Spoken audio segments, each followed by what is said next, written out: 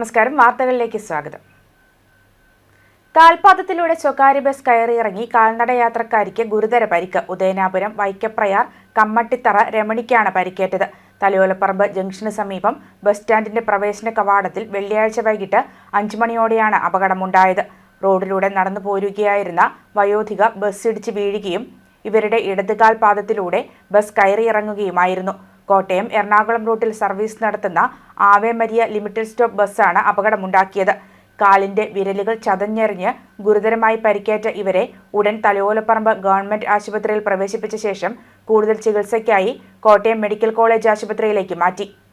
അപകടമുണ്ടാക്കിയ bus മാറ്റിയിടാൻ police ആവശ്യപ്പെട്ടുവെങ്കിലും ഇതിനിടെ bus അവിടെ നിന്നും കൊണ്ടുപോയതിനെ തുടർന്ന് ഡിവൈഎഫ്ഐ പ്രവർത്തകരുടെ നേതൃത്വത്തിൽ പിന്നാലെ എത്തിയ ആവേ മരിയ ബസ്സുകൾ തടഞ്ഞു.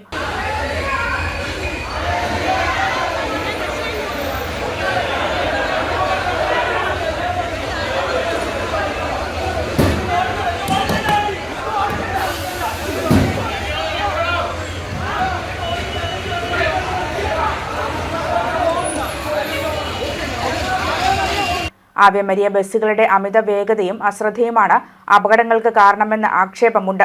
അമിത സ്പീഡിൽ വന്ന് വെട്ടിക്കാട്ടുമുക്കിൽ ബസ് മറിഞ്ഞ് വൻ അപകടമുണ്ടാക്കിയതും ഇവരുടെ വാഹനം തന്നെയായിരുന്നു. ഈ വാഹനത്തിന് പെർമിറ്റ് പോലും ഇല്ല എന്നും വിവരമുണ്ട്.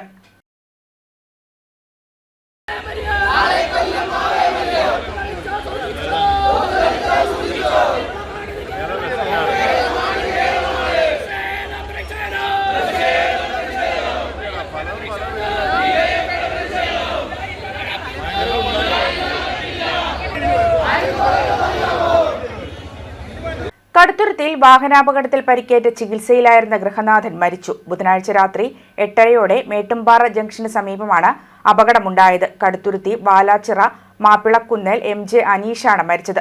51 വയസ്സായിരുന്നു. അനീഷ് ഓടിച്ചിരുന്ന ബൈക്ക് നിയന്ത്രണം വിട്ട് റോഡരികിലെ മതിലിൽ ഇടിച്ചാണ് അപകടമുണ്ടായത്. തലയ്ക്ക് ഗുരുതരമായി പരിക്കേറ്റ ഇയാളെ കോട്ടയത്തെ സ്വകാര്യ ആശുപത്രിയിൽ പ്രവേശിപ്പിച്ചു.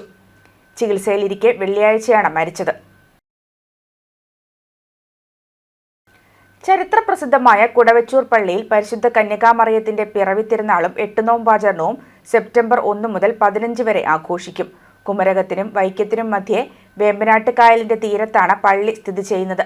സെപ്റ്റംബർ 1 തിങ്കളാഴ്ച 8 നോമ്പാചരണവും വൈകിട്ട് 4:30 കൊടിയേറ്റും ആഘോഷമായ സമൂഹബലിയും തിരുനാൾ കൊടിയേറ്റും നടക്കും. ഫരീദാബാദ് ഡൽഹി അതിരൂപത മെത്രാപ്പൊലീത്ത മാർ കുര്യാക്കോസ് ഭരണിക്കുളങ്ങര മുഖ്യ കാർമ്മികത്വം വഹിക്കും.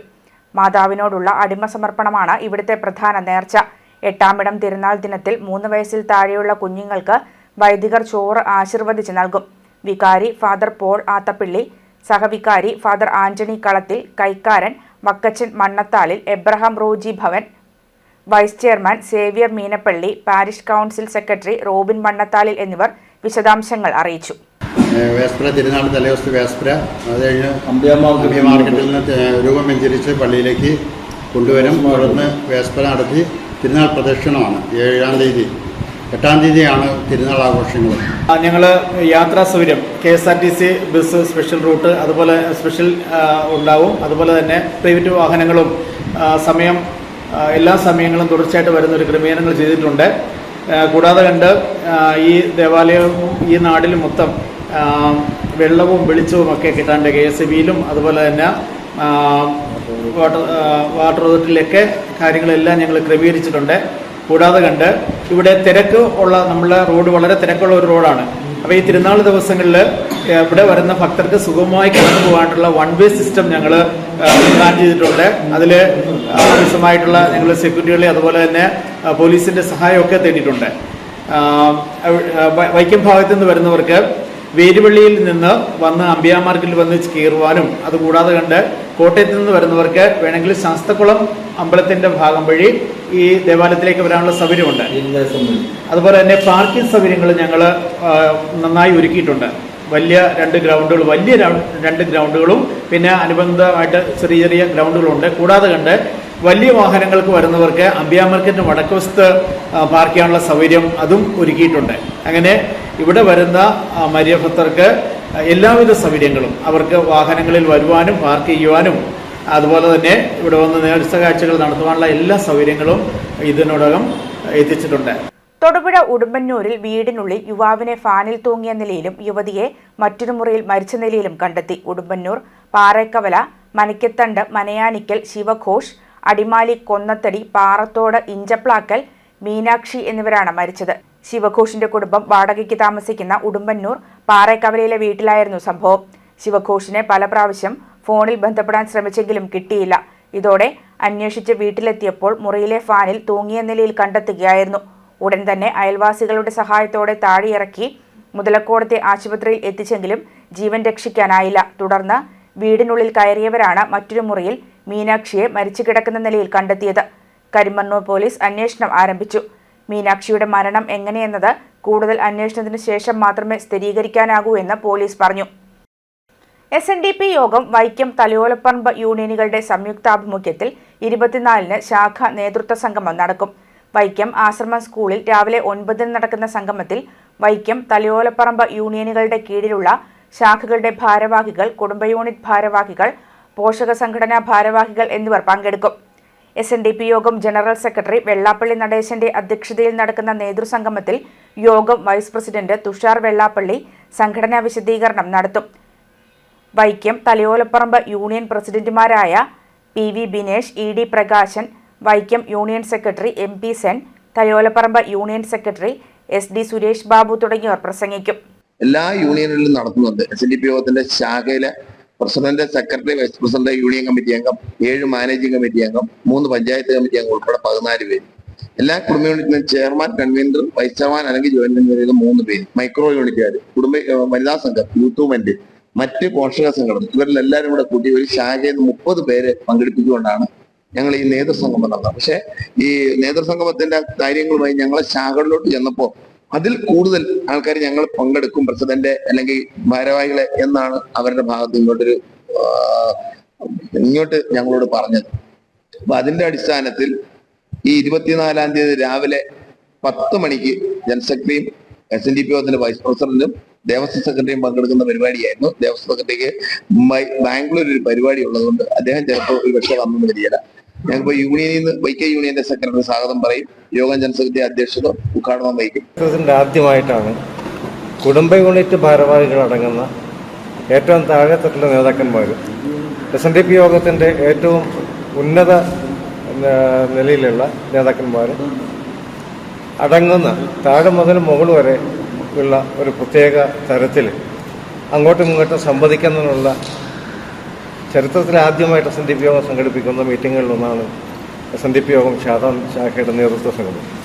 അപ്പോൾ ആ സ്പിരിറ്റ് ഉൾക്കൊണ്ടുകൊണ്ട് നമ്മുടെ ആദ്യം പറഞ്ഞിരുന്നത് ഒരു യൂണിയനിൽ നിന്നും 14 ശാഖാ കമ്മിറ്റി അംഗങ്ങളും 5 വനിതാ യൂണിറ്റിൻ്റെ സംഘത്തിൻ്റെ അംഗങ്ങളും 5 കുടുംബ യൂണിറ്റിൻ്റെ 5 യൂത്ത് മൂവ്മെൻറ്റിൻ്റെ ആളുകളും അങ്ങനെ 24 പറഞ്ഞിരുന്നതെങ്കിലും പിന്നീട് ആരാധന SNDP യോഗം ജനറൽ സെക്രട്ടറി ശാഖായോഗത്തിൻ്റെ പ്രവർത്തനങ്ങളുടെ അടിക്കൽ ആയിട്ടുള്ള കുടുംബ യൂണിറ്റ് പ്രവർത്തകരുടെ അവരുടെ വികാരവും കൂടി യോഗ നേതൃത്വം നേരിട്ട് കേൾക്കത്തക്ക തരത്തിൽ. കോളേജ് തെരഞ്ഞെടുപ്പുമായി ബന്ധപ്പെട്ട് കഴിഞ്ഞ ദിവസം CMS കോളേജിൽ ഉണ്ടായ സംഘർഷത്തെ ശക്തമായി അപലപിക്കുന്നതായി കോളേജ് മാനേജ്മെന്റ്. ഇലക്ഷൻ നടപടികൾക്ക് മാനേജ്മെന്റ് എതിരല്ല, എന്നാൽ ക്യാമ്പസിനുള്ളിൽ രാഷ്ട്രീയ പ്രവർത്തനം ഹൈക്കോടതി നിരോധിച്ചതിനാൽ അത് അനുവദിക്കാനാവില്ലെന്നും ഇലക്ഷൻ നടപടികളിൽ മാനേജ്മെന്റും സ്റ്റാഫ് പ്രതിനിധികളും രാഷ്ട്രീയമായി ഇടപെടുന്നില്ലെന്നും നേതാക്കളും SP അടക്കമുള്ളവരും പ്രശ്നപരിഹാരത്തിന് എത്തിയത് അഭിനന്ദനാർഹമാണെന്നും കോളേജ് ലോക്കൽ മാനേജർ ബിഷപ്പ് മലയിൽ സാബു കോശി ചെറിയാൻ മാധ്യമങ്ങളോട് പറഞ്ഞു. മാനേജറോ മാനേജ്മെന്റോ കോളേജോ അവരുടെ വ്യക്തിപരമായ രാഷ്ട്രീയ വിശ്വാസം പ്രചരിപ്പിക്കുന്നതിനോ അതിനുവേണ്ടി ആളുകളെ, വിദ്യാർത്ഥികളെ ഒരുക്കുന്നതിനോ പ്രേരിപ്പിച്ചിട്ടില്ല. അപ്രകാരം ചില പ്രചരണങ്ങൾ നടക്കുന്നു എന്നത് ഖേദകരമാണ്. അതിനെ ശക്തമായി അപലപിക്കുകയും ചെയ്യുന്നു. ഈ മാനേജ്മെന്റ് എന്നും ഏതാണ്ട് 3000-ലധികം വിദ്യാർത്ഥികൾ പഠിക്കുന്ന ഈ കോളേജിന് പരിപൂർണ പിന്തുണ നൽകുന്നു. അതുകൊണ്ടാണ് ഓഫീസേഴ്സ് 4 പേരും ഇന്ന് നിങ്ങളോട് ചേർന്ന് ഇവിടെ നിൽക്കുന്നത്. കാരണം ഈ കോളേജിന് നൽകുന്ന വലിയൊരു സന്ദേശമാണ്. മാനേജ്മെന്റ് കോളേജിനോടൊപ്പമുണ്ട്, കോളേജ് അധ്യാപകരോട്, പ്രിൻസിപ്പലിനോട് ചേർന്നുണ്ട് എന്നുള്ളത്. അതുകൊണ്ട് 2 കാര്യങ്ങൾക്കാണ് ഈ സമയം പ്രത്യേകം വിനിയോഗിക്കുന്നത്. ഒന്ന്, ഇവിടെ നടന്ന അക്രമ രാഷ്ട്രീയത്തെ അതിശക്തമായി അപലപിക്കുന്നു. മറുഭാഗത്ത് ആ അക്രമ രാഷ്ട്രീയ സാഹചര്യം നിലനിന്നപ്പോൾ അതിന് അയവ് വരുത്തുന്നതിന് ശ്രമിച്ച രാഷ്ട്രീയ നേതാക്കളുണ്ട്. അവരെ പ്രത്യേകം നന്ദിയോടെ ഓർക്കുന്നു. പോലീസ് ഡിപ്പാർട്ട്മെൻറ്റിൽ നിന്ന് SP കോളേജിലെത്തുകയും ഇവിടെ അക്രമമായ സാഹചര്യം ഉണ്ടാകാതിരിക്കുന്നതിന് വേണ്ട മുൻകരുതലുകൾ എടുക്കുന്നതിന് ശ്രമിച്ചു എന്നതും പ്രത്യേകം ഓർക്കുന്നു. മാനേജ്മെൻറ്റ് ഈ പ്രാവശ്യം ചെയ്തിരുന്നത് ഹൈക്കോടതിയിൽ നിന്ന് പ്രത്യേക ഓർഡർ വാങ്ങിയിരുന്നു.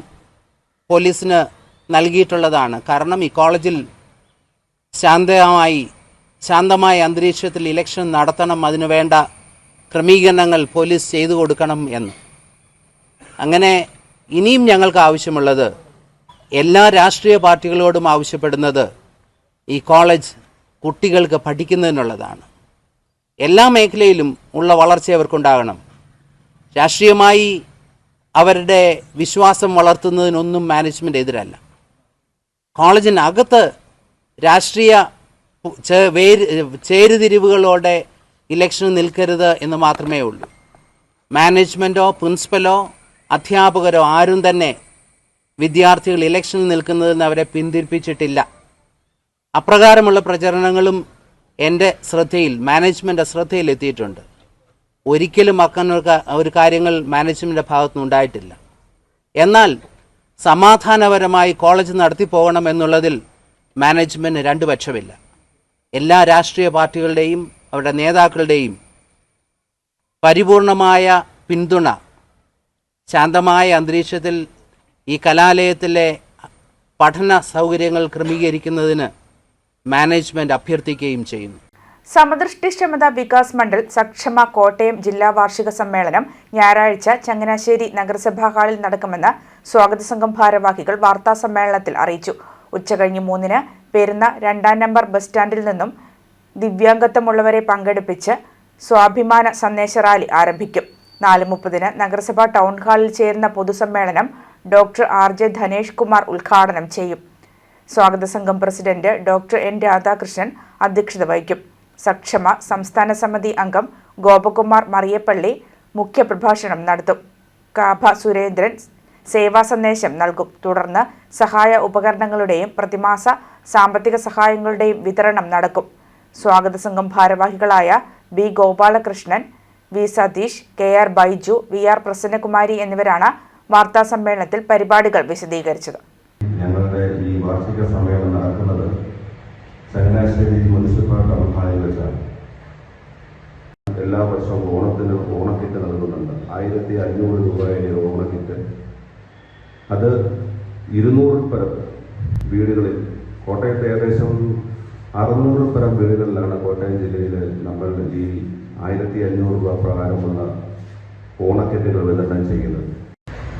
ഭിന്നശേഷി സമൂഹത്തിൻ്റെ ക്ഷേമത്തിനായിട്ട് പ്രവർത്തിക്കുന്ന സക്ഷമം എന്ന സംഘടനയുടെ കോട്ടയം ജില്ലാ സമ്മേളനം ഈ മാസം 24-ാം തീയതി ചങ്ങനാശ്ശേരി വെച്ചാണ് നടത്തപ്പെടുന്നത്. MC റോഡിൽ തിരുവല്ല മഴുവങ്ങാട് ചിറയിൽ തടി കയറ്റി വന്ന ലോറി നിയന്ത്രണം വിട്ട് മറിഞ്ഞു. ഡ്രൈവറും ക്ലീനറും പരിക്കേൽക്കാതെ അത്ഭുതകരമായി രക്ഷപ്പെട്ടു. ഇന്ന് പുലർച്ചെ 6 മണിയോടെയായിരുന്നു അപകടം. ചെങ്ങന്നൂർ ഭാഗത്തു നിന്നും റബ്ബർ തടികൾ കയറ്റി പെരുമ്പാവൂരിലേക്ക് പോവുകയായിരുന്ന ലോറിയാണ് മറിഞ്ഞത്. സംഭവം അറിഞ്ഞ് എത്തിയ അഗ്നിരക്ഷാസേന ഉദ്യോഗസ്ഥർ ചേർന്ന് ലോറിക്കുള്ളിൽ കുടുങ്ങിക്കിടന്നിരുന്ന ഡ്രൈവറെയും ക്ലീനറെയും പുറത്തെത്തിച്ചു. ക്രെയിൻ എത്തിച്ച് തടികൾ നീക്കിയ ശേഷം ലോറി ഉയർത്തി.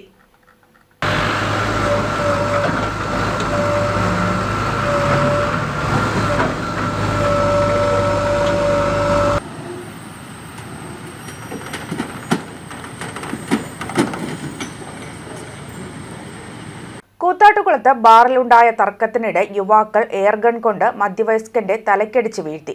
3 പേർക്ക് പരിക്കേറ്റു. സംഭവത്തിൽ മാറിക അരിശ്ശേരിക്കരയിൽ AK അമൽ, കിഴക്കൊമ്പ് വട്ടപ്പറമ്പിൽ ലിഞ്ചു V അവരാച്ചൻ, പാലക്കുഴ പഴുക്കനാക്കൽ എൽദോ തങ്കപ്പൻ എന്നിവരെ കൂത്താട്ടുകുളം പോലീസ് അറസ്റ്റ് ചെയ്തു. വെള്ളിയാഴ്ച രാത്രി 7:30-ന് കൂത്താട്ടുകുളം അമൃത് ബാറിലാണ് സംഘർഷമുണ്ടായത്. കോഴിപ്പള്ളി ആലിലത്താഴത്ത് AC റെജിയെയാണ് കാറിലെത്തിയ യുവാക്കൾ ആദ്യം ആക്രമിച്ചത്.